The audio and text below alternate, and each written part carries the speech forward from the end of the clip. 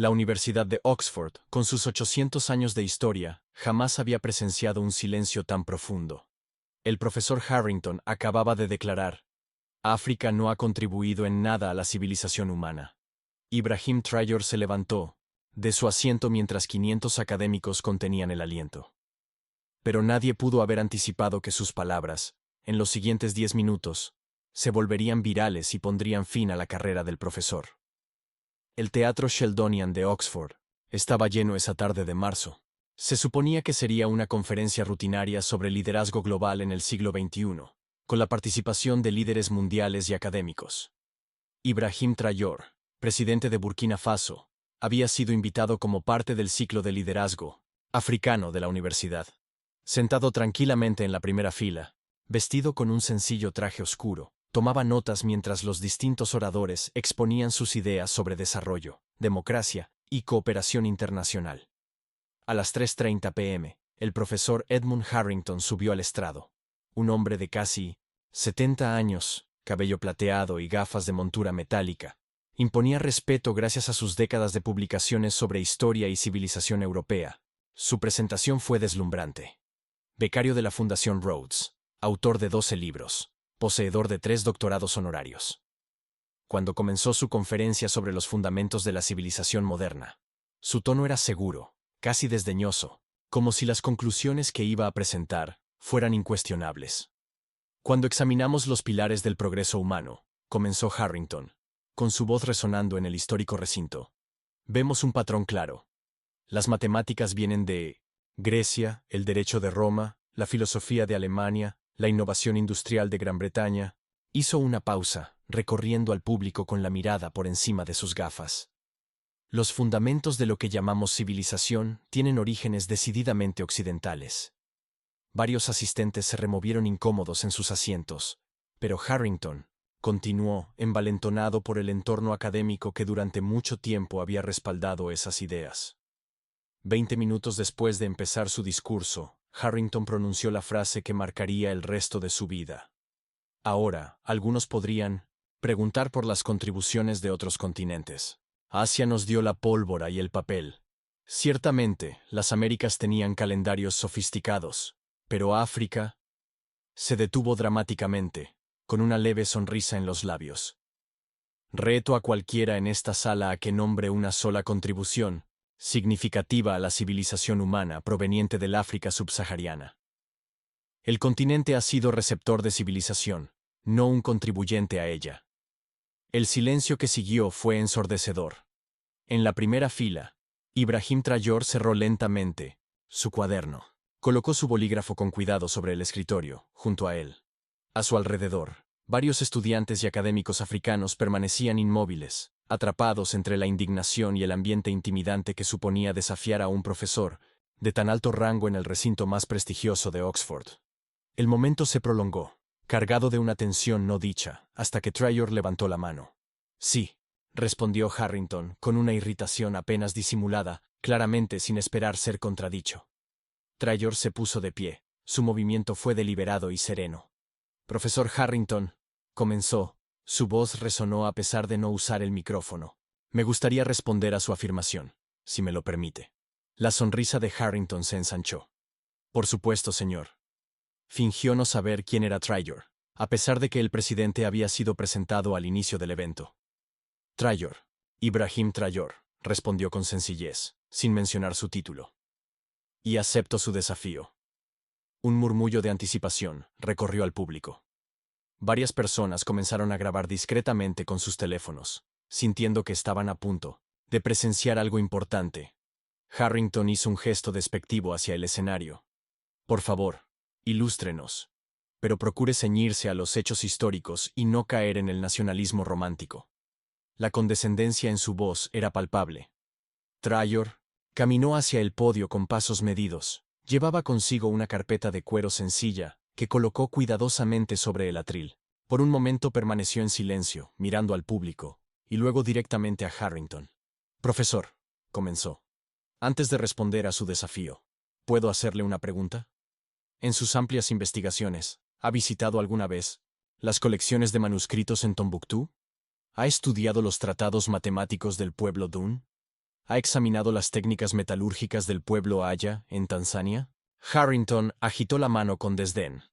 Antiguos edificios de barro y folclore primitivo difícilmente constituyen una civilización. Señor Tryor, estamos hablando de contribuciones al avance humano, no de curiosidades antropológicas. Se escucharon varios jadeos entre el público ante semejante falta de respeto. Pero Tryor se mantuvo sereno. Abrió su carpeta y sacó un solo documento. Entonces, comencemos con algo que quizás le resulte familiar, dijo, levantando una fotocopia de un texto antiguo. Esta es una página del hueso de Lebombo, descubierto en Suazilandia. Tiene 44.000 años, profesor. Contiene los cálculos matemáticos más antiguos conocidos en la historia de la humanidad. 29 marcas distintas que representan ciclos lunares. Las matemáticas no comenzaron en Grecia, profesor. Comenzaron en África.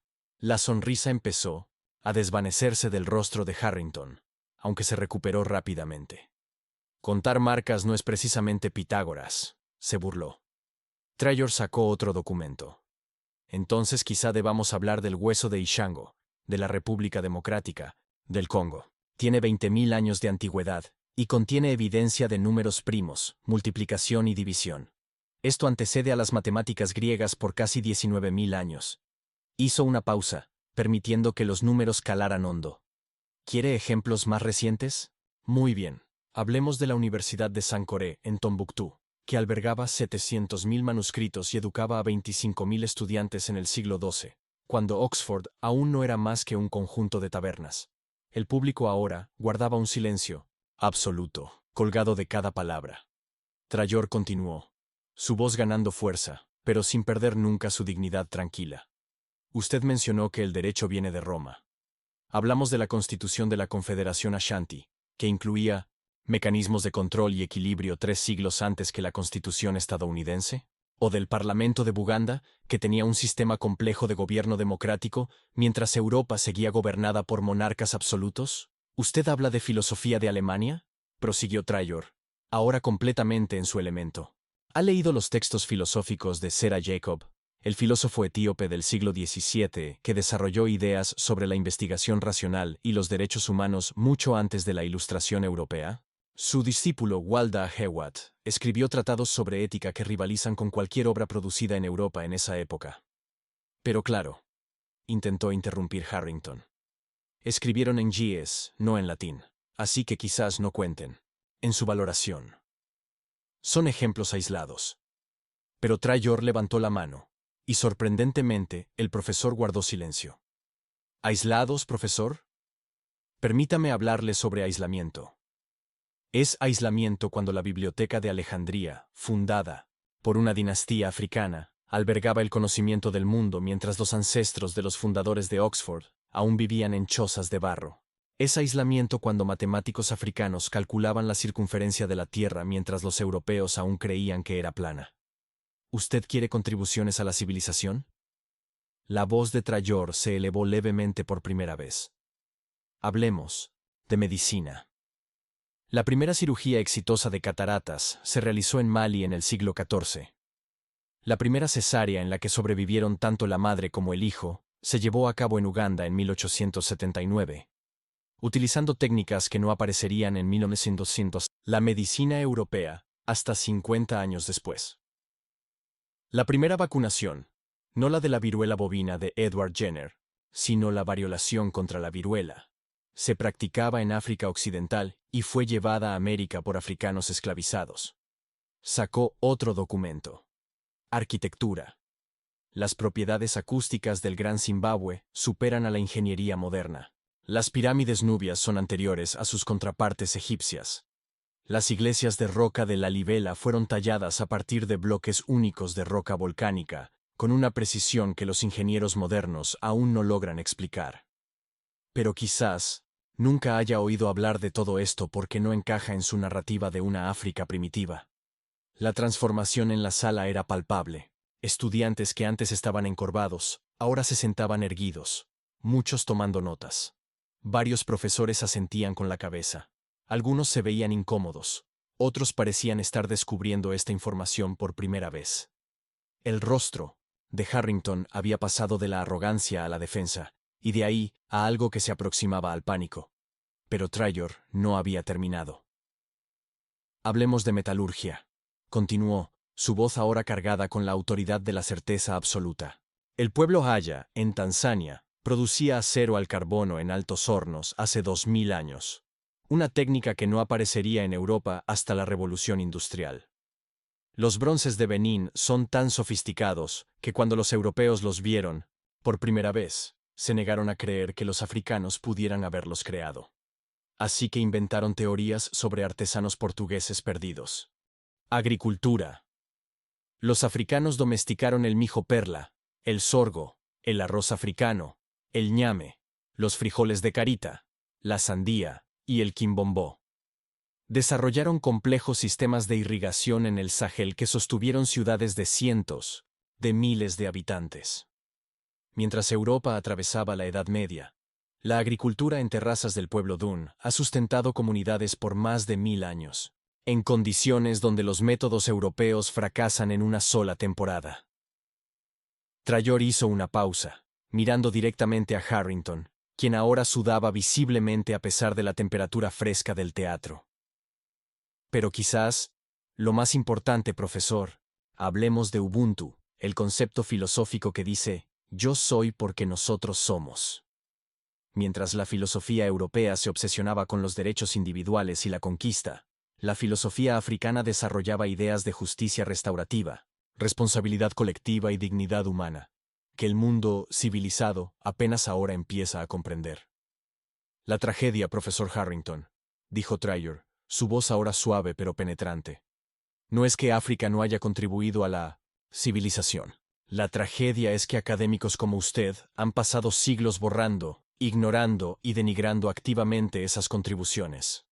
Cuando la biblioteca de Tombuctú estaba en su apogeo, albergando más libros que cualquier universidad europea, sus antepasados nos llamaban analfabetos.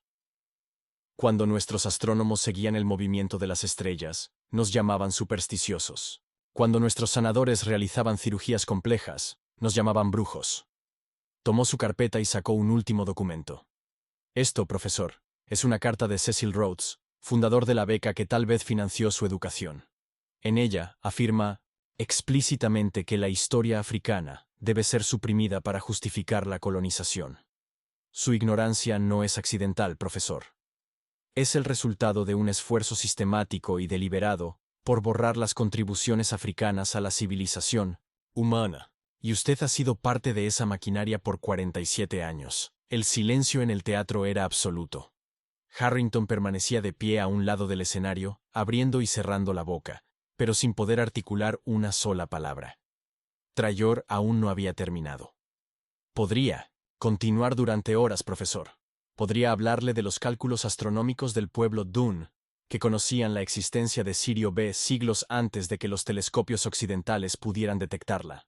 Podría describirle la compleja geometría fractal en el arte africano, que antecede a Mandelbrot por siglos. Podría explicarle cómo la tradición del llamado y respuesta en la música africana se convirtió en la base del jazz, el blues, el rock y prácticamente toda la música popular contemporánea. Pero creo que he dejado claro mi punto, concluyó Trayor. La pregunta no es si África contribuyó a la civilización. La pregunta es por qué usted, un profesor de una de las universidades más prestigiosas del mundo, no sabe nada de esto. O peor aún, hizo una pausa, mirando directamente a Harrington. ¿Por qué lo sabe y elige negarlo? El primer aplauso vino de una joven africana en la tercera fila. Luego otro. En cuestión de segundos, todo el teatro estalló en un estruendoso aplauso. Primero se pusieron de pie los estudiantes, luego los profesores, y finalmente incluso algunos administradores. Pero la reacción más notable vino de una profesora blanca de edad avanzada sentada en la primera fila. La profesora Mary Whitfield, jefa del Departamento de Estudios Africanos, se levantó y habló al micrófono. Señor presidente, dijo, reconociendo por primera vez el título real de Trayor. Como miembro de esta institución, le pido disculpas.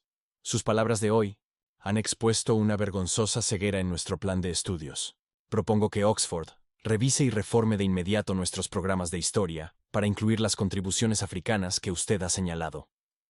Los aplausos volvieron con más fuerza aún. Harrington, aislado al costado del escenario, Miraba, desesperadamente en busca de apoyo, pero no encontró ninguno. Sus décadas de autoridad se habían desvanecido en apenas 10 minutos. Cuando finalmente cesaron los aplausos, Trayor habló una vez más. No busco disculpas, dijo en voz baja. Busco la verdad. Y la verdad es que la civilización humana no es propiedad de un solo continente ni de una sola raza. Es la culminación de todos los logros humanos, desde el primer cálculo matemático en un hueso africano hasta el descubrimiento científico más reciente. Pero mientras profesores como el Dr. Harrington continúen enseñando una historia deliberadamente incompleta, perpetuamos la ignorancia y el prejuicio. Hoy, en esta sala, tenemos una elección: continuar con las mentiras o abrazar la verdad, completa, rica y compleja del logro humano. Recogió sus documentos y volvió a su asiento. Al pasar junto a Harrington, se detuvo. «Profesor», dijo en voz baja, pero lo suficientemente alto como para que los micrófonos lo captaran.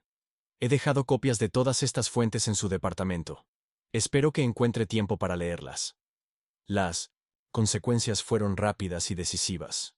En cuestión de horas, los videos de la intervención de Trayor fueron subidos a redes sociales con títulos como «Presidente africano destruye a profesor racista de Oxford» y «La respuesta más épica en la historia académica». Para la mañana siguiente, los videos tenían millones de visualizaciones.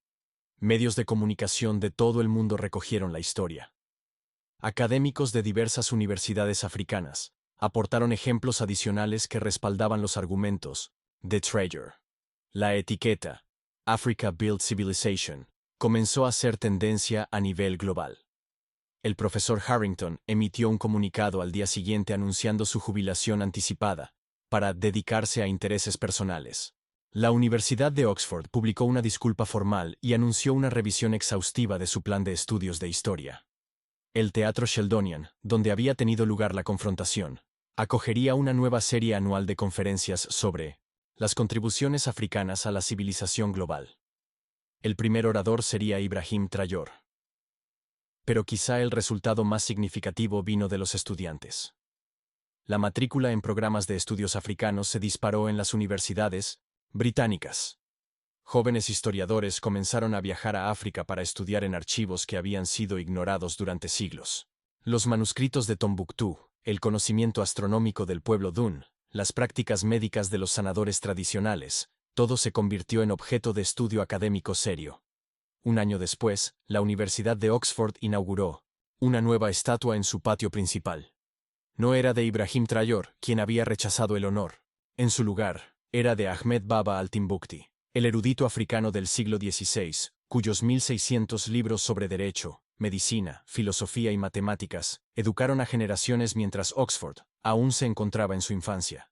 La inscripción decía: «El conocimiento no tiene color, la sabiduría no tiene continente, y la verdad pertenece a toda la humanidad». En una entrevista años después, Trayor reflexionó sobre aquel día en Oxford. «No fui allí con la intención de dar ese discurso», admitió. Pero cuando el profesor Harrington hizo su declaración, pensé en todos los niños africanos que escucharían esas palabras y las creerían. Pensé en todas las mentes brillantes africanas a lo largo de la historia, cuyas contribuciones fueron borradas o robadas. No podía quedarme en silencio.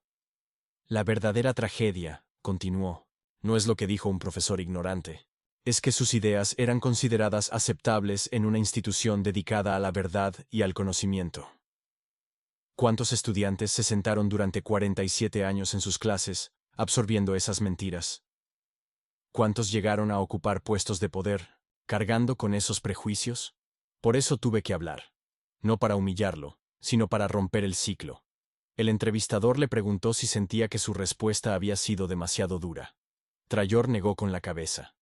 Durante siglos, la historia de África ha sido escrita por quienes nos esclavizaron, nos colonizaron y nos explotaron. Nunca tuvieron interés en reconocer nuestros logros.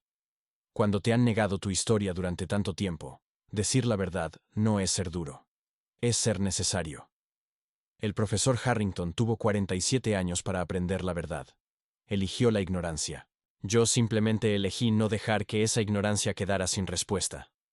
Hoy, el momento Trayor, como llegó a conocerse, Se estudia en universidades de todo el mundo como un punto de inflexión en el discurso académico sobre la historia africana.